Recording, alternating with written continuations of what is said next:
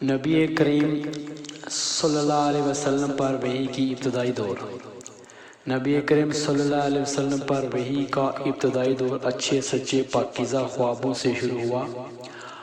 آپ صلی اللہ علیہ وسلم خواب میں جو کچھ دیکھتے وہ صبح کو روشنی کی طرح صحیح اور سچا ثابت ہوتا۔ آپ من جانب قدرت آپ صلی اللہ علیہ وسلم تنہائی پسند ہو گئے اور آپ صلی اللہ علیہ وسلم نے غار حرا میں خلوت نشیں اختیار فرمائی اور کئی دن اور رات وہاں مسلسل عبادت اور یاد الہی و ذکر و فکر میں مشغول رہے۔ جب تک گھر آنے کو دل نہ چاہتا توشہ ہمراہ لیے ہوئے وہاں رہتے۔ توشہ ختم ہونے پر ہی اہلیہ محترمہ ختیجہ کے پاس تشریف لاتے اور کچھ توشہ ہمراہ لے کر پھر وہاں جا کر خلوت گزین ہو جاتے۔ یہی طریقہ جاری رہا یہاں تک کہ آپ صلی اللہ علیہ وسلم پر حق کے منکشف ہو گیا اور آپ صلی اللہ علیہ وسلم غار حرا ہی میں قیام پذیر تھے کہ اچانک جبرائیل علیہ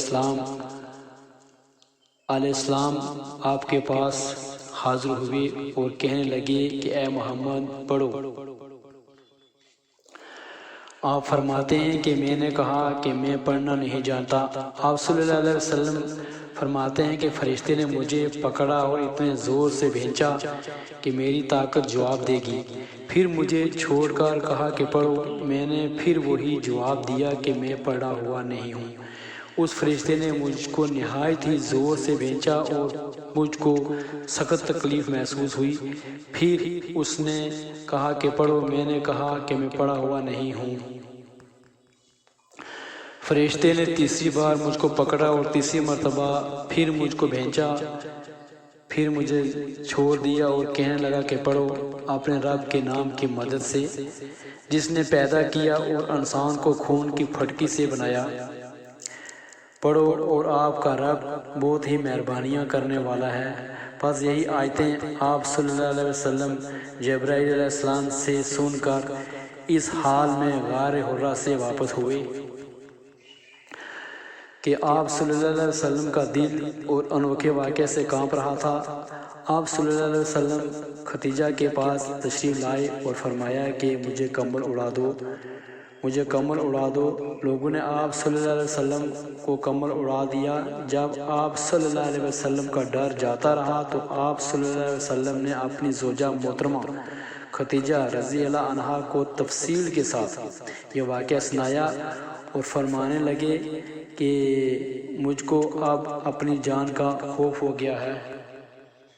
آپ صلی اللہ علیہ وسلم کی اہلیہ محترمہ ختیجہ رضی اللہ عنہا آپ صلی اللہ علیہ وسلم کی ڈھارس بنائی اور کہا کہ آپ کا خیال صحیح نہیں ہے، اللہ کی قسم آپ کو اللہ کبھی رسوا نہیں کرے گا۔ آپ تو اخلاق فضل کے مالک ہیں، آپ تو کنبہ پرور ہیں، بے کسوں کا بوجھ اپنے سر پر رکھ لیتے ہیں، مفلسوں کے لیے آپ کماتے ہیں، مہمان نوازی میں آپ بے مثال ہیں اور مشکل وقت میں آپ امر الہی کا ساتھ دیتے ہیں۔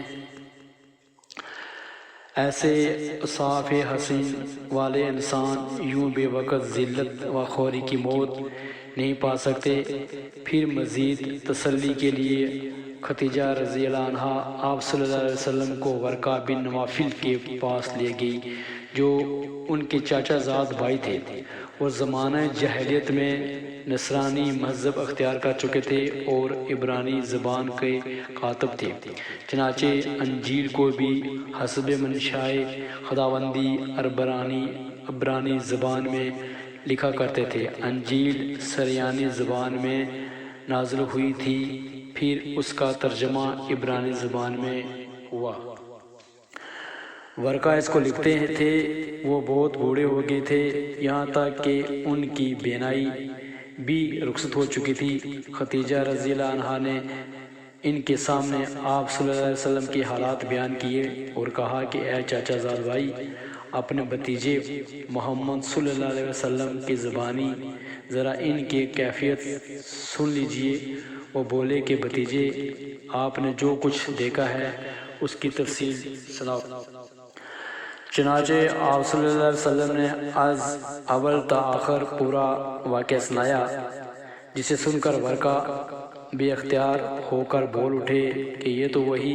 آپ صلی اللہ علیہ وسلم نے از اول تا آخر پورا واقعہ سنایا، جسے سن کر ورقہ بے اختیار ہو کر بول اٹھے اور یوں ہی ناموس، یہ وہی ناموس مازار ازدان فرشتہ ہے جسے اللہ نے موسیٰ علیہ السلام پر وحی دے کر بھیجا تھا۔ کاش میں آپ کے اس عہد نبوت کے شروع ہونے پر جوان عمر ہوتا، کاش میں اس وقت تک زندہ رہتا جب کہ آپ کی قوم آپ کو اس شہر سے نکال دے گی۔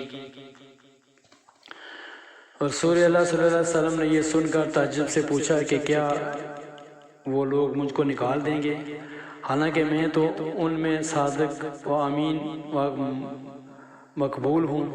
ورقہ بولا، ہاں یہ سب کچھ سچ ہے، مگر جو شخص بھی آپ کی طرح امر حق لے کر آیا، لوگ اس کے دشمن ہی ہو گئے۔ اگر مجھے آپ کی نبوت کا وہ زمانہ مل جائے تو میں آپ کی پوری مدد کروں گا۔ مگر ورقہ کچھ دنوں کے بعد انتقال کر گئے۔ پھر کچھ عرصہ تک وحی کی آمد موقف رہی۔ صحیح بخاری حدیث نمبر 3۔